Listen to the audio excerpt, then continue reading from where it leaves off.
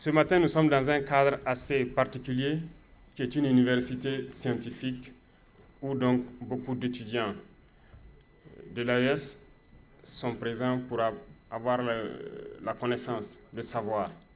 Et nous avons tenu à être là pour vous encourager et vous passer aussi quelques messages dans le sens de la quête du savoir. Nous allons travailler à ce que le nombre d'étudiants ici augmente, mais aussi, j'ai échangé avec eux, nous souhaitons que ces universités, telles que cette université chimique et l'université de radiotechnologie, qu'on puisse les dupliquer au pays et former plus d'étudiants et que nous puissions être en coopération et qu'ils nous envoient des instructeurs sur place pour avoir de grands laboratoires et de grandes universités. Notre coopération avec la Russie va se baser plus sur l'éducation, le transfert de savoir. Ce ne sera pas une coopération où nous serons là à demander de l'aide, à demander à ce qu'on nous accompagne sur le volet financier, sur le volet économique, et ainsi de suite. Nous ne sommes pas là pour ça.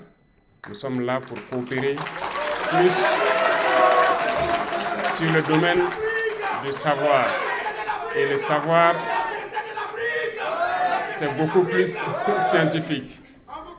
Et vous, ici présents dans cette université scientifique, je vous admire beaucoup parce que normalement, vous devrez apprendre et pratiquer la science, la chimie et la radiotechnique.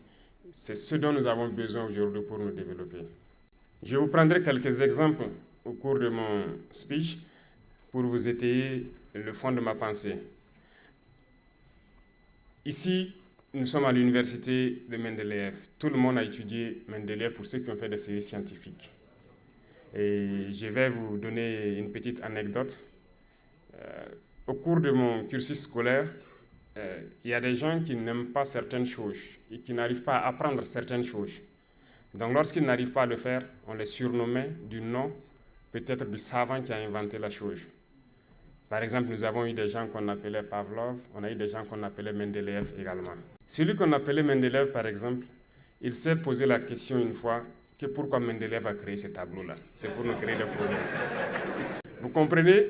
Il doit bosser un tableau, mais il ne sait pas pourquoi il doit bosser le tableau. Ce qui veut dire que s'il ne pratique pas, il ne connaît pas l'utilité du tableau périodique de Mendeleïev. Voilà pourquoi je dis dans ce sens, la coopération est très importante pour qu'on puisse faire de la pratique. C'est la même chose que les équations chimiques qu'on passe le temps à équilibrer depuis, je dirais, le lycée. On est très fort, lorsque sur papier on nous dit d'équilibrer une équation chimique, on le fait. Lorsqu'en thermodynamique on nous dit de calculer l'enthalpie standard de formation d'un corps, on le fait. Mais pratiquement, qu'est-ce qu'on fait? Est-ce qu'un jour, on ne m'a jamais pris, par exemple, illustrer un noyau, par exemple de l'hydrogène, me dire que si on retire un électron, qu'est-ce que ça donne? Ou quand on ajoute un électron, qu'est-ce que ça donne? Cette illustration pratique, je ne l'ai pas eue.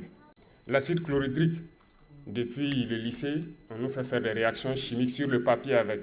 Mais je n'ai jamais manipulé l'acide chlorhydrique et faire une réaction pratique. C'est pour vous dire que la pratique est très importante et ces laboratoires pour nous faire la pratique nous manquent au niveau de nos pays.